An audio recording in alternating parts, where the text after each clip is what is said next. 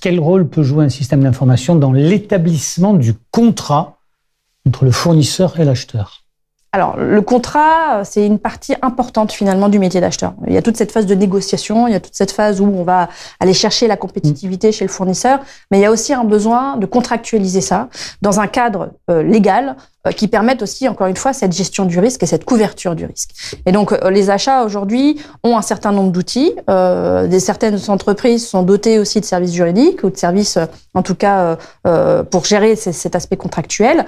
Le système d'information, encore une fois, permet d'avoir un certain nombre d'éléments contractuels. Le numéro de tirette du fournisseur, la structure, la domiciliation. Voilà, ça permet de capter des informations qui sont, entre guillemets, générales. Par contre, le corps du contrat, c'est forcément une négociation et c'est forcément une affaire de communication entre les deux parties.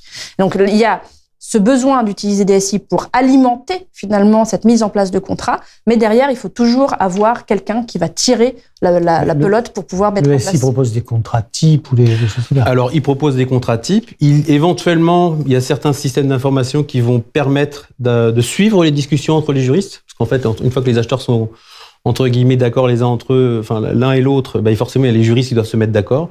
Donc il y a cette notion entre guillemets, alors ce que fait très bien Word d'ailleurs, le suivi des modifications, le qui a modifié quoi, quand, pour se dire je valide pas. Mais il faudrait pas non plus penser que ça permet de résoudre le sujet, c'est-à-dire que il faut quand même que les gens se parlent. Donc quand on dit le système d'information supporte la démarche, facilite entre guillemets le traitement, mais dans tous les cas n'interdit pas, ne supprime pas les discussions qu'il peut y avoir avec des juristes à ce moment-là de l'affaire. Et puis après, une fois qu'on a le contrat, quand même, il y a aussi cette notion le système d'information permet d'utiliser le contrat. Donc, quand on est sur des matières ou quand on est sur des produits, à un moment donné, vous allez pouvoir, grâce à votre système d'information, mettre à disposition de tous les utilisateurs de l'entreprise le prix que vous avez négocié. Donc, quelque part, il y a le contrat, le cadre complet, et puis dans le détail en général, il y a qu'est-ce qu'on a acheté dedans avec des prix. Ça, c'est ce qu'a négocié les acheteurs.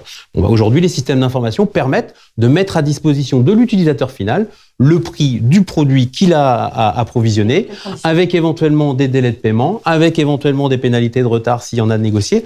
Et ça, c'est visible, c'est important, parce que l'utilisateur qui est au fond de son usine, il n'a pas besoin de savoir tout le contenu qui a été négocié par les juridiques et puis par les achats. C'est important. Donc, on lui met à disposition cette partie-là. Après, on parle de l'établissement du contrat, on aurait pu parler du suivi du contrat, de l'échéance du contrat. C'est l'étape d'après. C'est ça. Alors, tiens, question suivante.